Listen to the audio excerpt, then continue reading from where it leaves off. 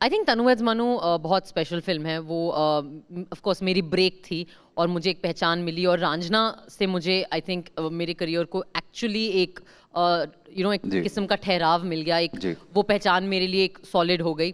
जब तक रांझना नहीं आई थी मेरे पिताजी को लगते रहता था कि एक ऑल्टरनेट करियर का कुछ प्लान कर लेते हैं। अच्छा। बीएड कर लो, डिस्टेंस लर्निंग से कर लो कोई और डिग्री, ताकि पढ़ा पाओ कम से कम कॉलेज में। But I think after Raanjhanaa होने लगा कि चलो ठीक है, अब ये कश्ती तैर रही है, ये डूबेगी नहीं।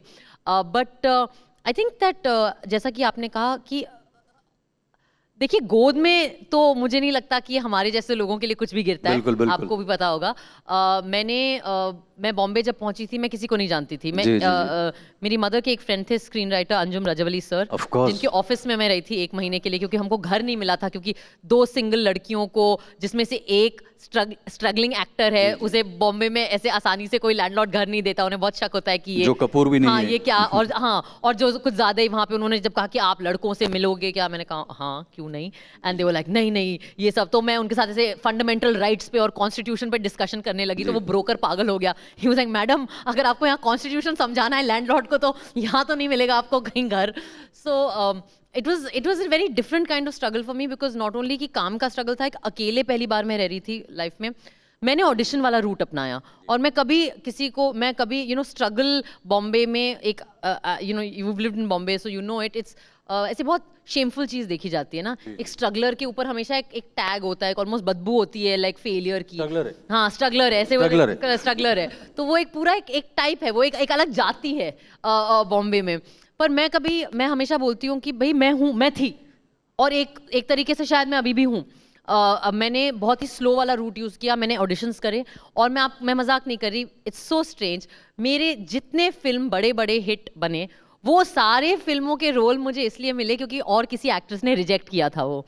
So Tanu as Manu, and I always say this, I always say thank you to those actresses, and I'm very proud of that. Tanu as Manu, some actors did not do, and I did the audition 3 times before I got cast. Ranjana, the actress that they had cast, dropped out 1 week before the shoot, and then Anand sir called me and he was like, "Yaar, tum hi aa jao," and I was like, "Thank you," but I was like, "I'll do it."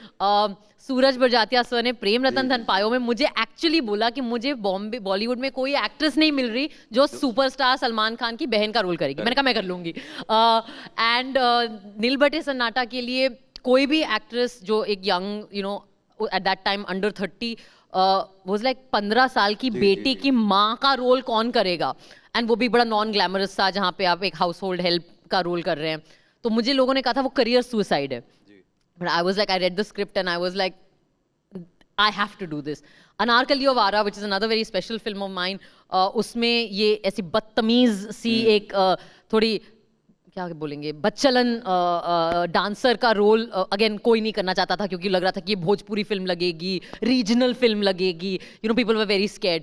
सो वो भी कई सारे rejection के बाद वो मेरे पास आई। तो I think that I became the home of a lot of roles that were rejected by others.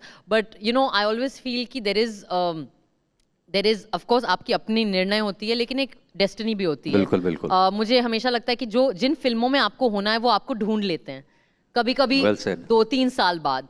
So I think मेरे करियर में जो हुआ, मेरे रोल्स की, of course I am very conscious about what roles I choose. I can not control कि offer क्या हो रहा है मुझे, लेकिन आई कैन कंट्रोल कि मैं चूज क्या करती हूँ। तो आई am very conscious about that. लेकिन मैं ये जरूर कहूँगी कि वो एक अच्छा बैलेंस था मेरे अपने निर्णय का और कॉन्शियस चॉइस का, और एक आप बोल लें उसको एक भाग्य का, और एक डेस्टिनी और फेट का, जो भी जिसमें भी आपको विश्वास है उसका। तो एक बहुत अच्छा मेरे लिए मैरिज रहा। And it's not a very big body of work, I will admit. 10-12 साल में आई थिंक 13 फिल्में होंगी, जो कि बॉलीवुड के हिसाब से काफ़ी कम है। लेकिन मेरी मदर फिल्म स्कॉलर हैं, और मैंने उन्हें देखा है पुणे के जो फिल्म आर्काइव्स है वहाँ पे 40s के दशक के और 30s के दशक की अर्ली सिनेमा की रील्स निकाल के देखना। और जब वो रिसर्च करती थी मुझे एहसास हुआ कि फिल्म्स जो हैं वो हमेशा के लिए हैं, दे लास्ट फॉर एवर। तो 50 साल बाद हो सकता है कि कोई स्टूडेंट फिल्म आर्काइव्स में जाके मेरी कोई फिल्म निकाल रहा हो, and I don't want to be embarrassed when I am dead, like I don't want to be embarrassed in my grave, so I want my body of work to be such कि मैं 50 साल बाद भी मैं अपने कब्र से बोलूं कि नहीं ये अच्छी फिल्म थी, I am glad I did it. So that's really my way. I want to leave a legacy that I am proud of. Wonderful words, wonderful words.